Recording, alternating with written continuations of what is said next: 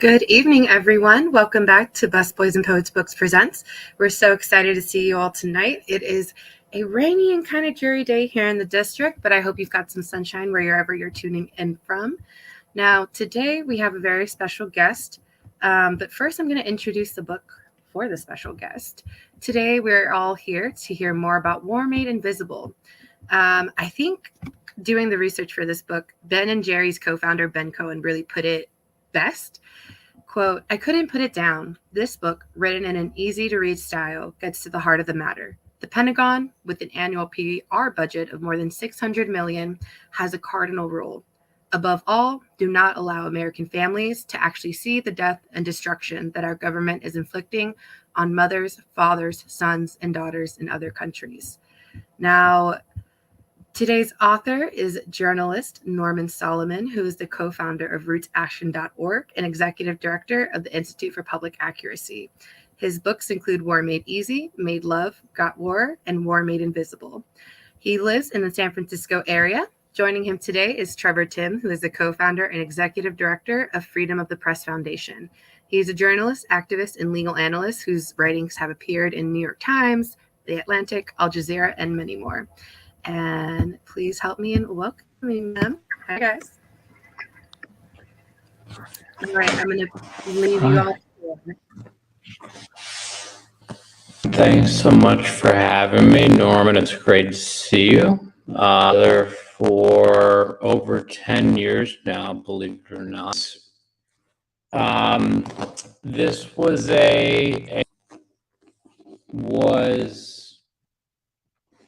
well, can my headphones here. Well, while the audio gets straightened out a bit, am I being heard okay? Might be in the system, not sure. Yes.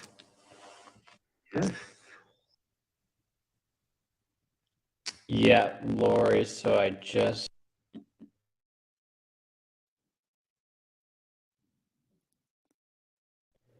Can you hear me now? Yes.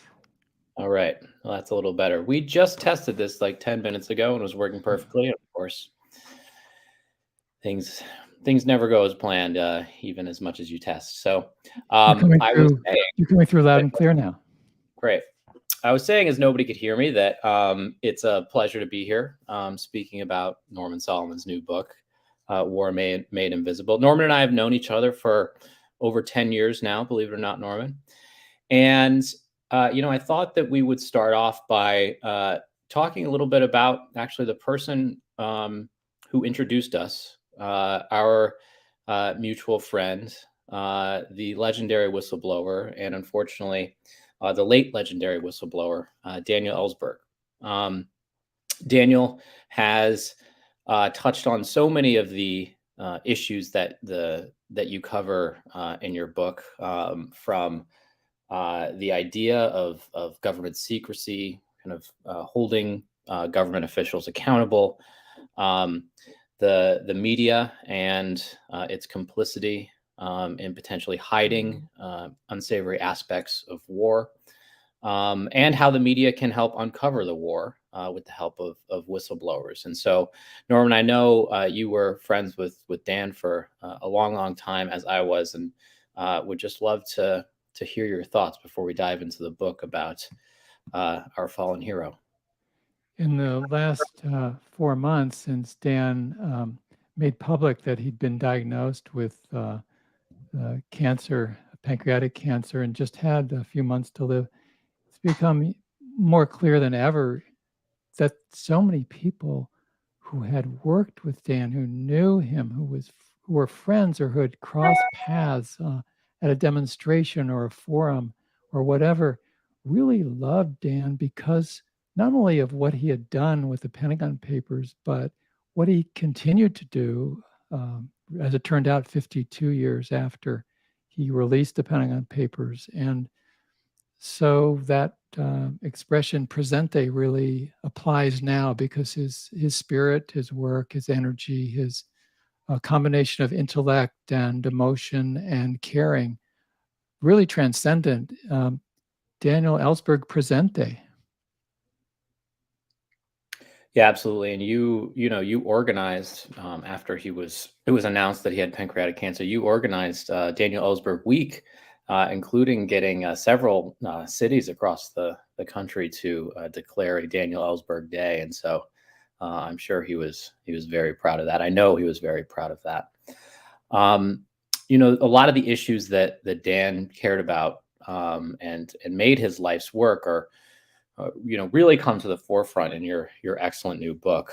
When Dan came forward with the Pentagon Papers, one of the reasons that he did so was that when he read the entire 7,000 pages of the top secret history of the Vietnam War, part of him could not believe that the government was considering a lot of this information classified. Since the 1970s, overclassification is an even bigger problem than it was then. Basically, the entire national security apparatus and foreign policy realm can be considered classified by the U.S. government. And I was hoping you could talk a little bit about, how that plays into public perceptions around whether it's the Afghanistan or Iraq war or conflicts that the United States may be involved in today, that the U.S. Public doesn't hear about that much because the U.S. government has such a tight control on what information gets released and doesn't get released. Well, I do want to say that the group that you and Dan Ellsberg co-founded, let's see, a bit more than 10 years ago, the Freedom of the Press Foundation, is really important because it's helped lead the way to raise these fundamental questions about true freedom of the press and also what classification or secrecy is or really should be. Dan appropriately named his 2002 book, which is really monumental, a memoir of his work on the Vietnam War and the Pentagon Papers. The name of the book is Secrets. And he has raised, and I think a lot of activists have resolutely insisted on raising the question of who's the secrets intended to hide people from, or vice versa. I mean, what is the purpose? Why are these secrets secret so often? And the official answer is that the government needs to keep these secrets so enemies, foreign and domestic, but especially overseas, don't find out this classified information.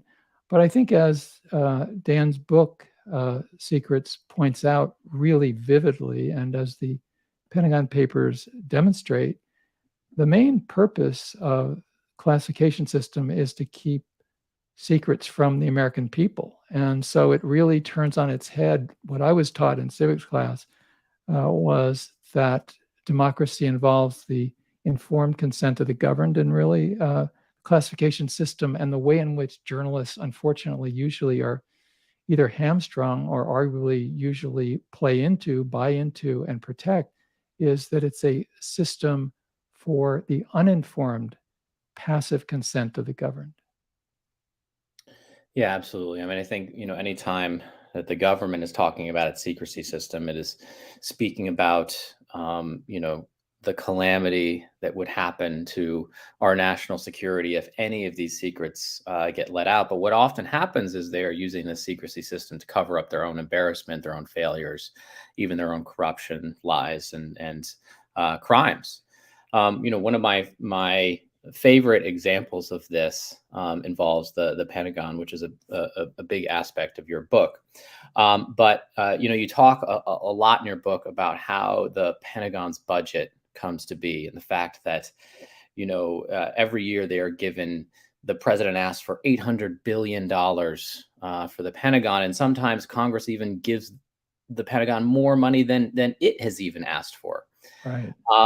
And there's a lot of questions, at least from some people, about where this money all actually goes. Of course, it goes to making bombs and feeding the war machine, but how is it actually spent? And so the Pentagon, a few years ago, for for the first time in a long time, try to conduct an audit of its own spending. And the study with which they did this on, and it wasn't even an audit of the whole Pentagon, it was just a partial audit.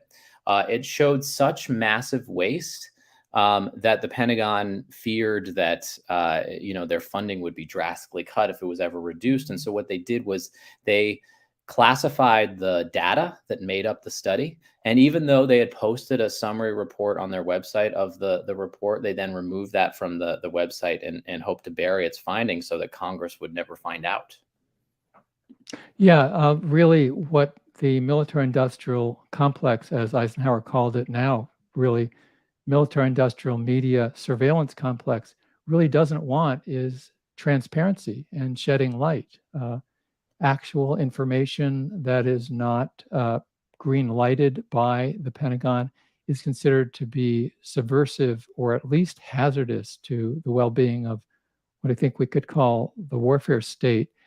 I think often of how prophetic Martin Luther King Jr. was when he talked about what he called, and this is a quote, demonic suction tube of military spending, which was out of control during the Vietnam War and at least as out of control now. And so we have more than half of the US discretionary budget going to the military. As you're pointing out, Trevor, I mean, audits are just not possible for the Pentagon to pass and is really something they just don't even want to have happen with any integrity. And now with the Ukraine weaponry, courtesy of US taxpayers, in billions of dollars worth of weapons shipped from the US to Ukraine, there are billions of dollars that can't even be accounted for. I mean, this is all just a tremendously lucrative boondoggle. In the War Made Invisible book, I have a chapter called Costs of War. And those costs are, multi-layered. They're economic, they're financial, they're also psychological and social, tremendous impacts. You go to the reality that around this country, and it's been it's sort of like a house that is not maintained. And at first, buy a new house, move into a fairly new house, it's not a problem. But as the years and decades go by, if it isn't taken care of, it falls apart. And I think more and more in cities and towns and rural areas across this country, that's what's going on. And yet, hidden in plain sight, at least as far as corporate mass media are concerned, and the vast majority, unfortunately, of members of Congress, that reality isn't really scrutinized. So now we're facing increasingly, I think, powerful and ubiquitous warfare state, and the power that it maintains becomes less and less apparent or obvious or visible the more it tightens its grip, the more it has power over and permeates so much of the politics and culture. And one aspect I go into is what's called the Pentagon's 1033 program, which is that huge quantities of weapons, and sometimes transferred from Afghanistan and elsewhere, end up in the cities of the United States, free, given to police forces. And after the murder in Minneapolis by a police officer of George Floyd, when there were unprecedented protests around the United States in the streets demanding a fundamental change in the systemic racism, not only of the legal system, but other aspects of society, protesters were facing off against donated weaponry from the Pentagon. And I think this goes to how the separation between the rest of the world and the United States is pretty illusionary. I talk in the book about how, as we say, what goes around comes around. COVID should make that clear. Climate emergency should make that clear. And when you look at what actually is occurring now in terms of the economics of the country, also the biases of the country, the structural racism in the United States is widely acknowledged now, especially in the last few years. Not sufficiently, but there's a lot of discussion in media about racism and how it's built into the structure and institutions of the country. And something that stunned me as I was working on this book is that when I stopped and really thought about it, virtually 100% of the people killed with U.S. firepower after 9/11 in the so-called War on Terror have been people of color. And you think of the countries that have been bombed in the last 20 plus years, where the US has turned into often rough equivalent in some parts of those countries as almost free fire zones. Not only Afghanistan and Iraq, but Libya, Somalia, parts of Syria, and so forth. Virtually no acknowledgement. And I think that's stunning. And really, in terms of media, the confluence of where the no zones are, the no-go zones, what isn't talked about in Congress, not talked about out of the White House, not talked about in corporate-owned and advertised mass media. This is sort of hidden in plain sight, that the structural systemic racism that is widely acknowledged to exist inside the United States, to hear the news media tell it or not tell it, that stops at the water's edge. And supposedly we're made to assume, encouraged to assume, has nothing to do with US foreign policy or war making. And as I say in the book, of course, countries aren't bombed because they're inhabited by people of color. But when a country is inhabited by people of color, politically in the United States, in the media of the United States, that makes it easier to bomb them. Absolutely. So in the book, you talk about a lot of those civilian deaths and exactly all of the tricks that the U.S. government attempts to use to cover up or hide or basically make invisible those civilian deaths to the American public. And when we talk about secrecy, one of the more powerful aspects of the book is when you're talking about the whistleblowers who kind of break through the secrecy system. Of course, Daniel Ellsberg being the most famous of them all, but there are many others, including a person by the name of Daniel Hale, who you talk a lot about in the book. And so I would love to hear more kind of about the story of Daniel Hale and how it really is the perfect microcosm of a lot of the problems that you lay out so eloquently in your book. It really is a very suitable microcosm. It's a metaphor and in its own right, powerful reality. Daniel Hale's in prison right now, serving a sentence of almost 4 years and a very heavily secured prison as well, Marion, Ohio. What was his crime? His crime was exposing that most of the US government drone strikes were killing civilians. And it's completely contrary to the mythology of mass media and the Pentagon and the White House, bipartisan mythologies, that these are precise weapons, that they are very well targeted and so forth. So he just blew the cover off of the lies, and he provided documents to the Intercept media outlet, which exposed that reality.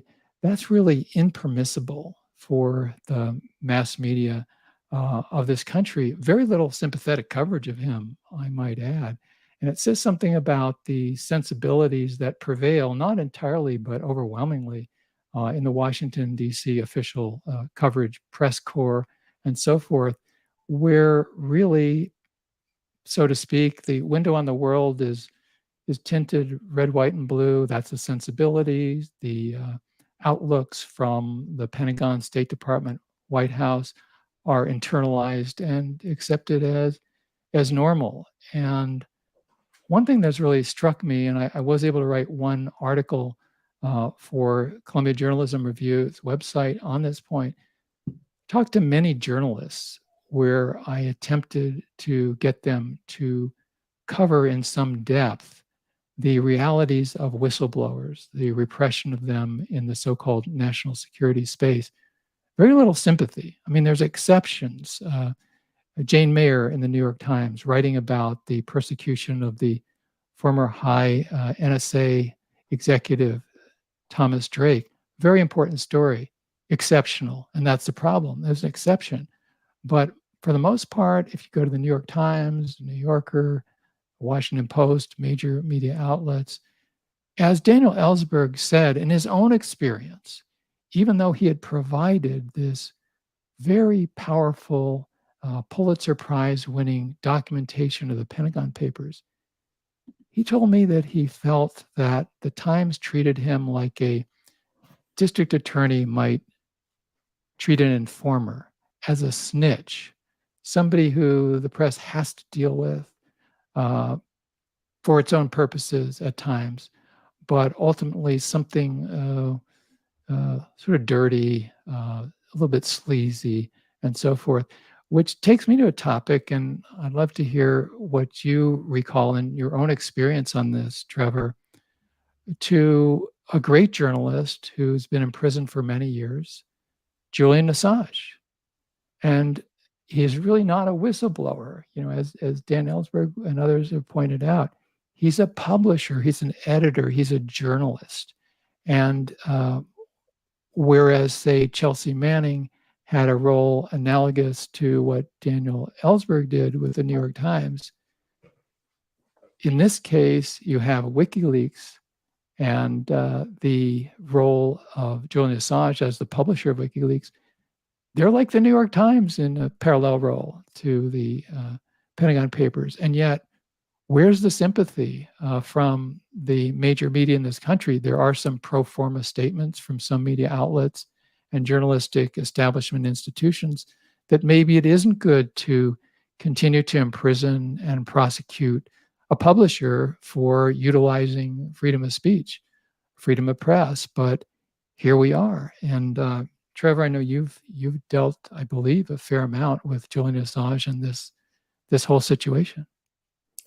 Yeah, absolutely. And I think the law that Julian Assange is being charged under, which also, by the way, Daniel Ellsberg was charged under, Chelsea Manning was charged under, and Daniel Hale was charged under, really gets to the crux of the problem on both the whistleblower and the publisher end of this just awful problem, which is so number one, the Espionage Act, written 100 years ago during World War I, is being used against people who have not been accused of espionage at all, who are by and large patriotic Americans attempting to inform the American public as opposed to selling secrets to foreign governments. And people like Daniel Hale, once they're charged under the Espionage Act, are in this Kafkaesque situation where it is almost impossible for them to get a fair trial. And when people hear that, they're like, well, what do you mean? Of course he can have a fair trial. Like, he has access to a lawyer, and he has a jury of his peers just like everybody else. The Espionage Act is written differently than almost any other common criminal law that people have heard of, in the sense of you are not allowed to tell the jury your motive if you have committed a crime. So even in cases of murder, you are allowed to tell a jury why you may have committed such a heinous act. Yet in Espionage Act cases, you are not allowed to tell the jury, I gave this information to a journalist because I believed it was exposing illegal and unconstitutional acts by our government that should be prosecuted in and of themselves. That statement that I just said out loud would be ruled inadmissible by the judge pre-trial. The lawyers would be warned not to even bring it up. And if they did, they would be sanctioned. And it would be stricken from the record, and the jury would not be allowed to hear it. And so you could imagine, if you were a whistleblower of conscience and your entire case is probably based upon the idea that, hey, yes, I did give journalists this information, but this was information in the public interest. The public needed to know about it. It could have stopped corruption, stopped lying, stopped war. And so it binds the defendants so that they can basically say nothing at all. They can't challenge the classification of the information they leaked. They can't tell the jury the benefits of the leak. They can't even tell the jury that it didn't actually harm national security. All of this information is ruled inadmissible, and so folks like Daniel Hale have to take plea agreements, or instead of getting 4 years, he may get 10 or 20, depending on how many counts are against him. And so, it is one of the most outrageous situations I think that we have in our legal system today. And so you add on top of that the idea that Julian Assange, who, as you mentioned, is a publisher in this New York Times Daniel Ellsberg analogy. He's not the Daniel Ellsberg. He's the New York Times. He never signed a secrecy agreement with the U.S. government. All he did was speak with the source and receive information and publish that information. The U.S. government right now is contending that that should be illegal. And it should send a chill down the spine of every journalist at the New York Times, the Washington Post, the Wall Street Journal, across the political spectrum, because, as you talk about in your book, all of, any information in the foreign policy realm worth knowing is going to be classified by the U.S. government. And Yeah. they have all of these tools at their disposal. And so the one tool that they do not have right now is the ability to literally arrest journalists who publish classified information. And my fear is, if this Julian Assange prosecution goes through, that's a tool they will soon have in their tool belt as well. Yeah, first they came for Julian Assange, and then other media outlets are a threat. The prosecutors have chosen the lowest hanging fruit, the most vulnerable. But as you say, it is a precedent that they've already established with the indictment and the prosecution that it looks like is going to go forward. In considering first years ago the idea of writing this book, really the first words I came up with were made invisible. And as I worked on it, I worked under that title, I gradually realized that there are so many aspects of invisibility that thread through the current realities of US war making. And what we've just been talking about is an example, because why is the US government so eager to not only put someone like Daniel Hale in prison, but use him as an example to viscerally discourage other whistleblowers from coming forward, exposing US war crimes, patterns of lies and deceptions coming out of the Pentagon and the White House and the State Department vis-a-vis foreign policy.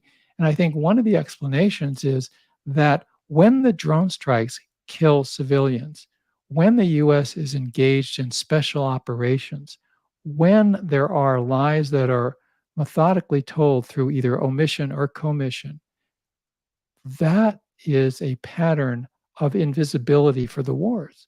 So that meanwhile, we're going about our lives in the United States, and more we have less and less information or awareness at all that the US is involved in warfare.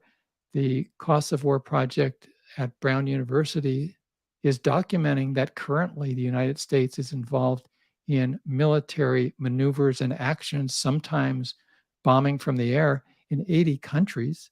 A lot of that we don't even know about. We do know that the special operations budget has gone through the roof in the last couple of decades. And so the net effect is that we're sort of wandering around in a haze in the United States without hardly any understanding from public media or elected officials of what's being done with our tax dollars in our name. And one of the aspects of the book that I gradually decided should be at the core of it is that essentially, when it comes to war, for the US military, the US government, and mass media, there are two tiers of grief. There's the tier of grief that is our grief, manifested at 9/11, now manifested sort of by fiat, you might almost say honorary Americans, allies, people in Ukraine, and appropriately, as with the coverage of Ukraine, the grief, the suffering, the sorrow, the realities of war summon forth in the coverage, the politics in Washington, and what we get in the media, an empathy, a human connection. That's the tier of grief that is affirmed. But there's another tier of grief, and that is people at the other end of US firepower. And I think this is hidden in plain sight, just as the fact that the so-called war on terror has killed almost entirely people of color in various countries. This should be right in front of us. We should be talking about this, but it's unspoken. It's sort of like the parable story, the emperor's new clothes, pretending that we see something that we don't, or vice versa. And so in this instance, it's a kind of a Manichaean view of the world. People on the planet who matter and people who don't. And that attitude, that approach, which I really have strived to take apart in this book, it's an approach that basically divides humanity into two parts. Well, however you want to describe it, that's an ethical, spiritual, a moral sickness. And it is central to the political and media culture of the United States. Absolutely. There was you mentioned drone strikes, killing civilians, and, the fact that the U.S. government, at least in the first few years under George W. Bush and Barack Obama, wouldn't even officially acknowledge drone strikes as real, even though they were appearing on the front pages of the New York Times.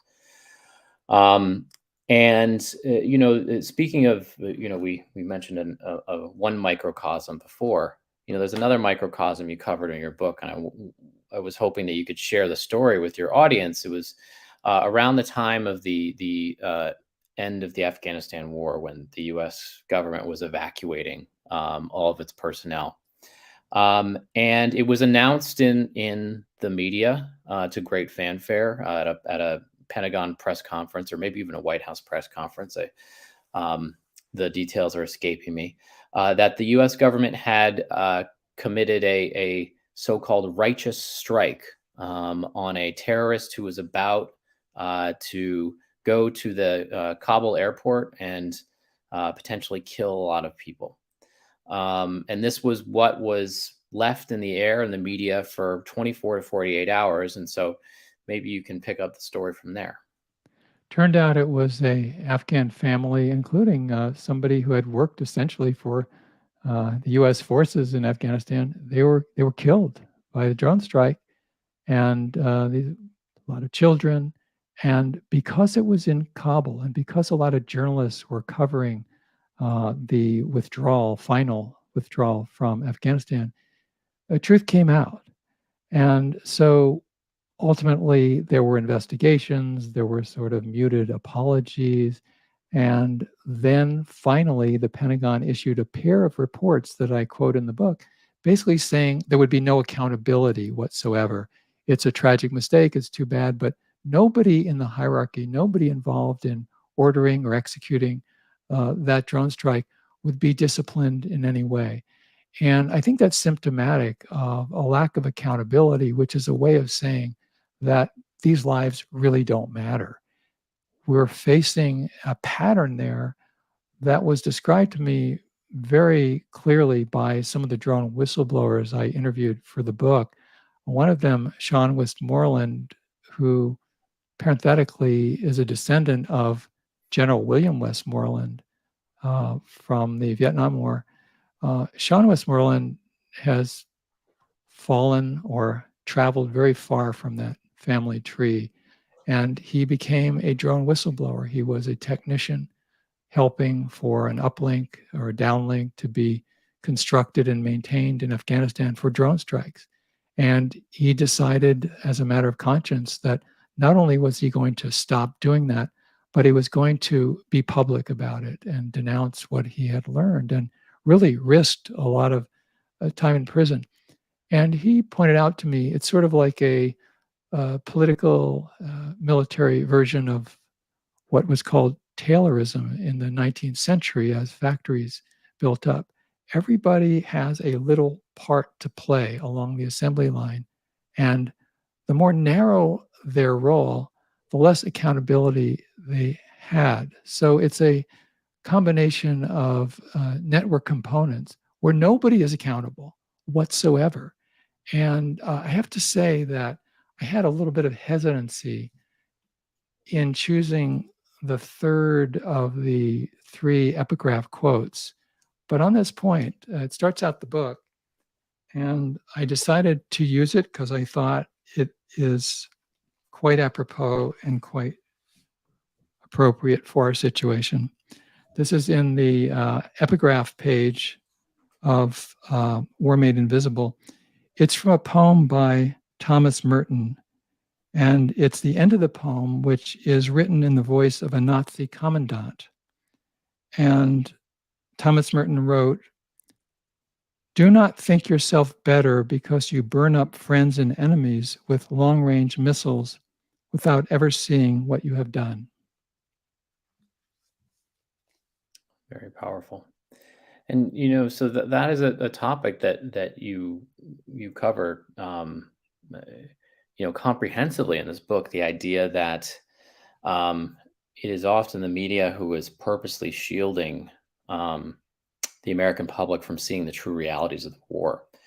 And that was, this drone strike that you were just describing was one in which was both at once, at least in the aftermath, fairly promising about accountability, but also even more depressing, because here was a situation where the rare situation, I should say, where the media wasn't ignoring what the U.S.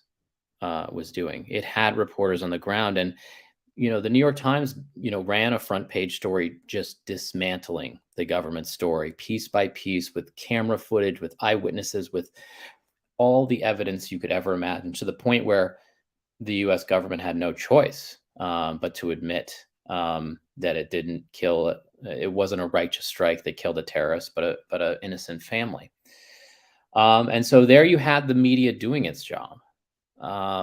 Yet in the end, as you mentioned, the Pentagon was able to sweep it under the rug, and no accountability whatsoever.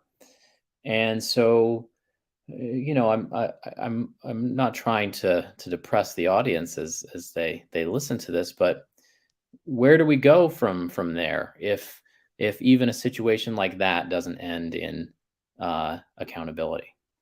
I think grassroots organizing is crucial, and organizations and infrastructure that can be built from the ground up is essential. And again, I think Freedom of the Press Foundation is part of that process. Before I forget, Busboys and Poets, which is co-sponsoring our gathering here virtually right now, very important. I've been nourished by having breakfast there, wonderful breakfast a number of times, and also going to events at Busboys and Poets. Also, the New Press, a nonprofit publisher of books, which published my book now, War Made Invisible.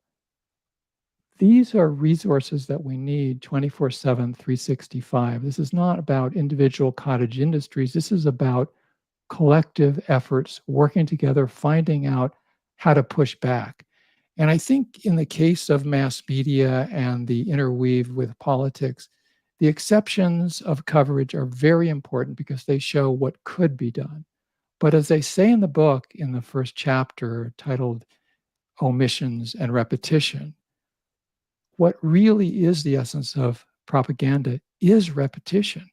And so, to take the Afghanistan example, 70% of the population of Afghanistan has been in rural areas. The most heavy concentration of US bombing was in Helmand province in the south. And there are no journalists out there to speak of year after year during the war. Occasionally, there would be, say, a CNN crew, and often they would accompany some US military unit to show them building a hospital or something like that, a PR move. Occasional, more tough coverage, but occasional and exceptional. And that's a problem with exceptions. There was an exception in the New Yorker, which overall helped build the agenda for the invasion of Iraq, overall is supportive of the US military industrial complex.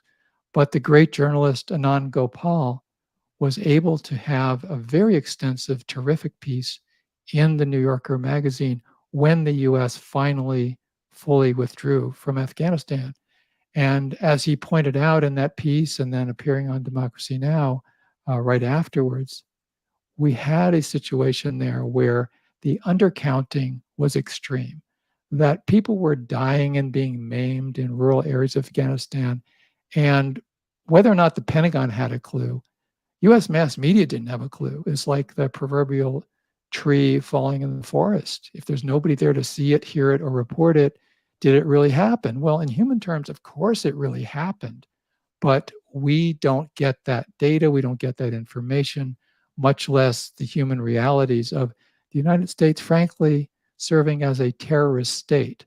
This is one of the great ironies of more than two decades now, launched in the name of a war on terror. And yet, if you or I, any of us, lived in Pakistan or Afghanistan or elsewhere, now in Somalia and other countries where the US is having military drone strikes and hovering over whole communities for long periods of time, you're hearing a drone, you know that at any time you could be dead in a matter of seconds. If that doesn't qualify as terrorism, I really don't know what does. Absolutely. So a lot of your book covers the post 9/11 world where we were involved in two separate wars, or at least two separate acknowledged wars, probably many more than that, in both Iraq and Afghanistan, which played out over, anywhere between 10 and 20 years, where the public perception of those wars waxed and waned, where the media coverage of those wars, went up and down. And even when the media coverage was high, it was often not speaking about the wars in the sense of the death and destruction they were causing, but through rose-colored glasses that the United States government had potentially approved.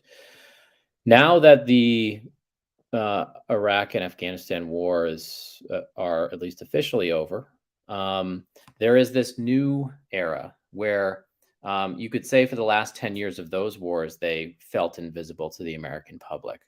But now, but at least you could probably talk to a random person on the street and they would be able to tell you that the United States was still involved in a war in Afghanistan. That is not the case anymore, yet there are special operation forces killing people in various countries around the world with zero media coverage, with the public having zero knowledge of that troops even exist in those countries. And so I was hoping that you could talk a little bit about that shift and how dangerous it might be or it might become. It's an increase in invisibility, so to speak. And as the United States relies more and more on airstrikes and being literally and figuratively, supposedly above it all, then the awareness, I think you're quite right, is even less. I mean, even if we were getting very distorted US-centric accounts of US warfare with boots on the ground, as the saying goes, in various countries, the fact that so much of the warfare now is almost entirely actually from the air and special operations that are kept secret, there's a lack of any awareness that a war is going on at all. I mean, it's tax dollars, it's really in our name, and yet it goes back to that problem. There's no informed consent of the governed because there's no information. I mean, the media is flying, as I wrote in the book, in formation with the war makers, and that is what passes for information. And it's a political challenge. It's a journalistic challenge. And we've had some exceptional reporting, but it's really overwhelmed by the silences and the reporting that, frankly, is of very low quality. You would want to flunk a high school student that had such a narrow range of sources in a journalism class. And this extends not only from Fox News or CNN or MSNBC, but generally, with rare exceptions, an outlet like the New York Times or the Washington Post, And I think this is a big gap between some of the quality of coverage around domestic racism and, for instance, the manifestations of structural racism in US foreign policy and war making, and domestic coverage generally, which I think is paralleled, frankly, by the Democratic Party in Congress, which does raise some issues about economic equity, not sufficiently, but economic equity or social and racial justice in the United States. But when we look at policies outside US borders, there's virtually nobody home. And this sort of bifurcation, separating domestic policy from foreign policy, it's absurd. And this is something that Martin Luther King Jr. made very clear, emphatically, and incisively. He was getting trashed for it, but as I say in the book, he went down by the riverside. He went to Riverside Church, as it turned out, exactly a year before he was killed, and he was saying, we cannot separate the foreign policy and domestic policies of the United States. He said, when you say you're going to have guns and butter, you're not going to get even good oleomargarine, much less have the wherewithal or the moral stature to have indivisible foreign policy and domestic policy that nurtures human beings instead of undermining their lives. So we're coming up on the 47-minute mark of this fascinating discussion. Again, for those who may have joined late, the book is called War Made Invisible: How America Hides the Human Toll of Its Military Machine by Norman Solomon. So we have a couple questions coming in from the audience. So they are some of these topics we've touched on a little bit during the conversation already, but for those who may have joined late, we can hit them briefly again. So the first question is, can you comment on the Assange case? Julian Assange, the founder of WikiLeaks, who is currently being, the US government is seeking his extradition to the United States. So can you comment on the Assange case or other efforts to silence the press? This is from Ann Wilcox. Julian Assange is somebody who really broke new ground and was denounced by the Obama administration officials, and Trump, on the one hand, praised him when he liked the revelations, and the Trump people denounced him when the Trump people didn't like the revelations. And of course, ironically, Julian Assange, and I know this from interviews, and I did get to meet him. He had a special enmity, I think it's fair to say, for the Clinton power bloc, the Bill and Hillary Clinton power bloc. And he also had, I think, a very justified critique of the bipartisan militarism of US foreign policy and politics. And so when it came down to this reality, ironically, it was the Trump administration that indicted him for all of its failures and willingness to indict whistleblowers, and actually threatening James Risen at the New York Times, trying to force him to testify against a CIA whistleblower. At least this is a faint praise, at least the Obama administration, which set a record for indicting whistleblowers, at least they didn't indict WikiLeaks founder Julian Assange. But the Trump people did. And the Biden administration is proceeding with, I can't call it a witch hunt, it's an attack on journalism. And as Assange's attorneys have exhausted, it looks like, virtually all of the appeals available in the UK, the so-called special relationship between the US and UK is really bearing some poisonous fruit here. I'm afraid that Julian will be exported, dragged out of the UK back to the US. There's no way in hell he's going to get a fair trial. For one thing, and as you've pointed out, Trevor, the fact that you can't explain why you did what you did as a whistleblower just means you're in a kangaroo court.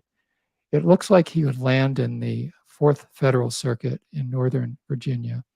I sat through a 2-week trial in that district in Alexandria for Jeffrey Sterling, and it was just a travesty.